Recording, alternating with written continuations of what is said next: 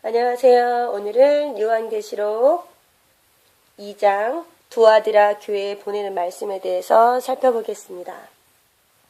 네, 2장 17절, 18절 두아디라 교회의 사자에게 편지하기를 그 눈이 불꽃 같고 그 말이 빛난 지석과 같은 하나님의 아들이 가라사대. 네, 여기 예수님에 대한 표현을 먼저 나와 있죠. 한번 살펴볼게요. 첫 번째, 그 눈이 불꽃 같고 네, 그리고 그 발이 빛난 지석과 같은 하나님의 아들이라는 거예요. 예수님에 대한 표현을 왜 눈이 불꽃 같은지, 왜 그 발이 빛난 지석 같은지를 왜 이 표현을 쓰는지 그 뒤에 부분의 내용을 보면 우리가 알 수 있다고 되어 있죠. 연결된다고 말씀을 드렸었죠. 19절에 보니까 내가 내 사업과 사랑과 믿음과 섬김과 인내를 아노니 내 나중 행위가 처음 것보다 많도다. 왜 예수님께서 그 두아디라 교회를 불꽃 같은 눈으로 바라보시고 그 발이 빛난 지석과 같다고 표현을 하셨냐면 그 두아디라 교회는 그 사업을 하는데 바로 그 선한 사업이죠. 하나님의 선한 사업을 하는데 사랑이 있고 믿음이 있고 섬김이 있고 인내가 있다는 거예요. 그런데 그 행위가 나중 행위가 처음 것보다 많대요. 그들은 계속 순종을 하고 계속 애를 쓰고 그것을 실천해 가면서 하나님이 기뻐하시는 일들을 계속하게 됩니다. 계속 순종을 하게 됩니다. 그러므로 예수님께서 그들을 바라보는 그 눈빛이 사랑의 눈빛이 바로 그 불꽃 같은 눈으로 표현되어 있고요. 그들의 발, 그들이 복음 전하는 발, 선을 행하는 발, 그 아름다운 발들을 바로 예수님의 빛난 지석과 같은 발이라고 표현을 하고 있는 것입니다. 그러므로 두아디라 교회는 굉장히 아름다운 교회죠. 그런데 그 아름다운 교회가 20절에 보니까 그러나 내게 책망할 일이 있노라. 책망을 하시겠다는 거예요. 그 책망이 뭐냐면 자칭 선지자라 하는 여자 이세벨을 내가 용납함이니. 네, 자칭 선지자라는 거예요. 선지자가 아니죠. 자칭 선지자를 여자 이세벨을 용납하는데 이세벨은 바로 우리가 이제 아합왕 이스라엘의 이제 7대 왕이죠. 아합왕인 그 아내가 됐죠. 그런데 그는 바알의 제사장이었단 말이에요. 제사장의 딸이었어요. 그래서 그녀도 그 바알의 그 우상을 가지고 이제 그 이스라엘로 들어오게 되는 거죠. 그러므로 인해서 그가 우상을 숭배하게 그 남편부터 일단 남편 아합을 먼저 그 바알 숭배자로 만들고 또 그 이스라엘 백성들을 음란과 부패에 빠지게 만들죠. 그러므로 이제 그 대표적인 표현으로 이세벨로 표현한 이유가 있겠죠. 그래서 우리가 한번 살펴보겠습니다. 왜 그 이세벨이 들어오게 됐는지 한번 살펴볼게요.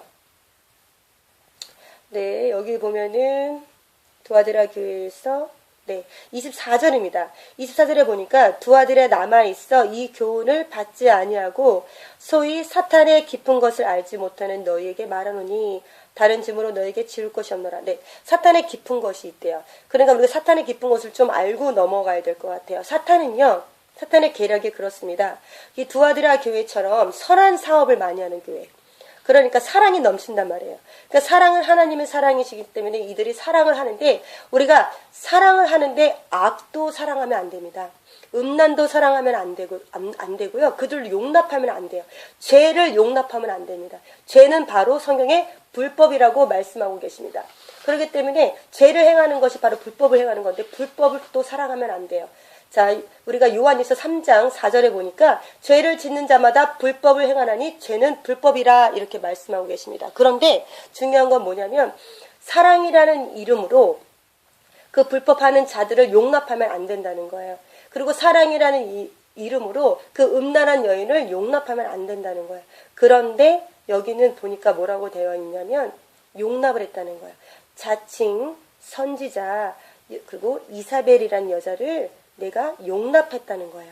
그러므로 그가 들어와서 무엇을 했냐면 그 종들을 일단 가르쳐서 낀단 말이에요. 그래서 뭘 하게 하냐면 행음하게 하고 우상의 제물을 먹게 했대요. 근데 두 가지가 있습니다. 영적인 것과 육적인 것이 있겠죠. 근데 영적인 것을 우상은 뭐냐면 네, 하나님께만 경배하고 하나님만 섬겨야 되는데 하나님 외에 다른 신을 섬기게 되면 영적 간음이 되겠죠. 그런데 이 육의 간음도 바로 들어오게 되는 것입니다. 우리가 육의 간음을 굉장히 이렇게 영적 간음은 굉장히 우리가 하나님을 외에 다른 신을 지금 섬기는 그렇게 핍박받는 한국이 아니어서 그런지 몰라도 이 영적 간음에 대해서는 굉장히 자신 있게 얘기를 하지만 육적 간음에 대해서는 너무 관대함이 많이 있는 것 같아요. 근데 그렇지 않습니다. 이 마귀는 육적으로도 간음을 시킴으로 인해서 영도 무너뜨리기 때문에 우리가 육적인 간음도 잘 알아야 되는데요. 이 이세벨이라는 여자가 온 그 배경은 뭐냐면, 이 배경은 뭐냐면 이런 교회, 즉 두아디라처럼 사랑이 넘치는 교회, 그 다음에 행함이 충만한 교회, 그리고 그 행위가 아름다운 교회, 믿음을 지키는 교회, 인내가 있는 교회. 그렇게 아름다운 교회의 특징이 뭐냐면요. 우리가 굉장히 주의할 것은 우리가 그 남보다 선한 사업을 많이 하고 남보다 본인이 선하게 하나님 앞에서 선한 행동을 많이 하는 사람들의 특징은 뭐냐면 처음에는 은혜가 넘치겠죠. 그런데 나중에 가면 갈수록 무엇이 들어가냐면 본인들도 다 자기들을 알게 되죠. 남보다 얼마나 귀한 일을 많이 하는지 선한 일을 많이 하는지 사랑이 넘치는지 본인이 누구도 더 사랑할 수 있다는 하나님의 원수까지도 사랑할 수 있는 그런 아름다움을 가지고 남보다 더 가지고 있다는 걸 알게 되면 어느 정도까지 올라가게 되면 뭐냐면 이제 교만이 들어갈 수가 있습니다. 교만이 들어가게 되면 바로 이 이세벨 같은 마귀가 이세벨 같은 여인을 보내게 돼요. 그래서 그 사람을 무너뜨리게 되는데 우리가 이 주의 종들이 그래서 많은 그 이세벨 같은 여인들에게 넘어가게 돼서 괜찮다, 간음해도 괜찮다, 아름다운 여인을 보는 것은 당연히 남자로서 그럴 수 있다. 요즘 세상도 그렇다고 다 많이 넘어지게 되죠. 그런데 그 넘어지는 배경이 뭐냐면 그 바로 겸손하지 않은 교만함이 들어갔기 때문에 그 이세벨은 여자에게 넘어가게 되는 거죠. 그러니까 우리가 주의할 것은 뭐냐면 이렇게 선한 일을 하는 사람들에게는 마귀가 그렇게 음란할 수 있도록 보낸다는 거예요. 그렇게 귀했던 사람들이 하나님한테 귀하게 쓰임받았던 사람들이 바로 마귀의 타깃이 돼서 마귀가 바로 여자들을 보내고 음란할 수 있도록 남자를 보내서 그래서 그 여자를 또 그 주의 종들을 행음하게 하고 무너뜨린다는 거예요. 그래서 지금 여자들이 와서 지금 이런 한국 사회에 와서 그들이 하나님을 못 믿게 하는 게 아니잖아요. 그러면 그 여인들이 와서 무엇으로 넘어뜨리냐면 육의 간음으로 넘어뜨리겠죠. 육의 간음으로 넘어뜨려서 물론 영적 간음도 물론 할 수 있어요. 그래서 말씀을 물론 여러 가지로 이렇게 이단의 교훈이 들어오거나 이렇게 잘못된 복음이 들어올 수도 있겠지만 그렇지만 육적으로도 우리가 조심해야 될 굉장히 문제가 있다는 것을 우리가 알아야겠습니다. 네. 그가 내 종들을 가르쳐 깨어 행음하게 하고 우상의 재물을 먹게 하는도다. 네, 그렇습니다. 이렇게 행음이라는 것은 두 가지가 있죠. 영적 행음과 육적 행음인데 그 두 가지를 다 의미를 다 보셔야 돼요. 그리고 우상의 재물을 먹게 한도다. 네, 지금도 우리 한국교회에 굉장히 제사상의 음식을 먹어도 괜찮다. 그것은 전통이다라고 해서 먹어도 된다라고 하지만 그것은 분명히 우상의 재물이 맞습니다. 귀신을 섬기는 풍습에서 나온 거기 때문에 절대로 귀신의 잔과 하나님의 잔을 겸하여 섬기지 못하고 귀신의 잔과 하나님의 잔을 겸하여 섬기지 못하기 때문에 무슨 일이 있어도 제사 음식을 먹어서는 되지 않습니다. 그들 앞에서 절하면 그것은 결국은 귀신이 받게 되는 것입니다. 자, 21절. 내가 그에게 회개할 기회를 주었을 때 그 음행을 회개하고자 아니하는도다. 네, 그렇죠. 이렇게 간음하게 되면 처음에는 많은 주의 종들이나 또 주의 사람들이 간음을 하게 되면 육신으로 간음하게 되면 고통을 겪지요. 너무나 괴롭지만 그렇지만 그것에 빨려 들어가게 돼서 그것에 벗어나는 게 쉽지 않죠. 그래서 그들이 회개하고자 아니하는도다.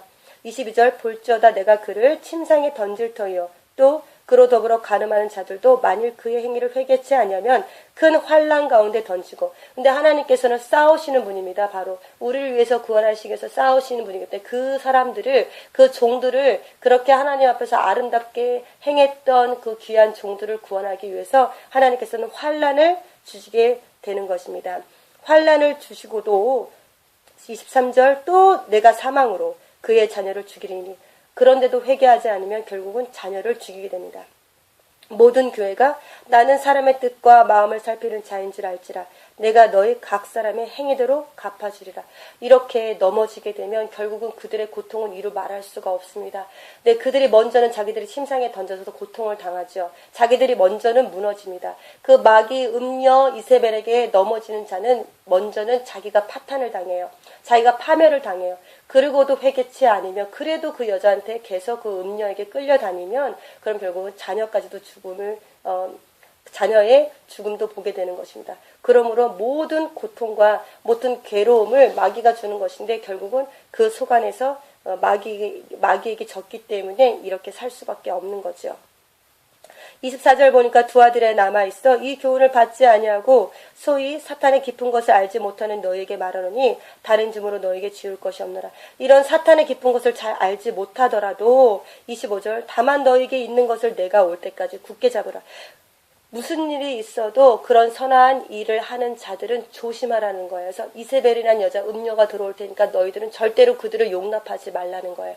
영으로도 육으로도 어떠한 경우에도 그런 것들을 너희들이 분별하여서 반드시 승리해서 이기라는 겁니다. 자, 26절 이기는 자와 끝까지 내 일을 지키는 그에게 만국을 다스리는 권세를 주리니 그가 철장을 가지고 저희를 다스려 즐겁게 드리는 것 같이 하리라. 나도 내 아버지께 받은 것이 그러하니라. 네, 바로 예수님께서 받으신 그 철장의 권세, 만국을 다스리는 천장의 권세를 우리에게 주신대요. 예수님께서 우리에게 주시는 상은 그것은 바로 예수님이 가지신 모든 것들을 우리에게 주신다는 거예요. 28절 내가 또 그에게 새벽불을 주리라. 귀 있는 자는 성령이 교회들에게 하시는 말씀을 들을지어다. 네, 새벽불은 여기서 예수님을 의미하죠. 예수님은 아침에 빛나는 아침에 우리를 환하게 비추시는 그 별을 의미합니다. 그것이 바로 예수님인데 우리를 온 세상을 환하게 어둠 속에서 가장 먼저 환하게 비춰주시는 그 예수님의 그 별을 우리에게도 동일하게 그렇게 비출 수 있도록 하나님께 해주신다는 거예요. 그러므로 우리가 어떤 일에서도 선하게 행하는 모든 사람들은 힘을 내어서 마귀 음란을 통해서 이 마귀 세력에 반드시 넘어뜨리려고 교회에 들어올 텐데 그 세력을 이겨내어서 하나님께서 부끄러움이 없게 인정된 자로 쓰임받기를 간절히 소망합니다. 아멘.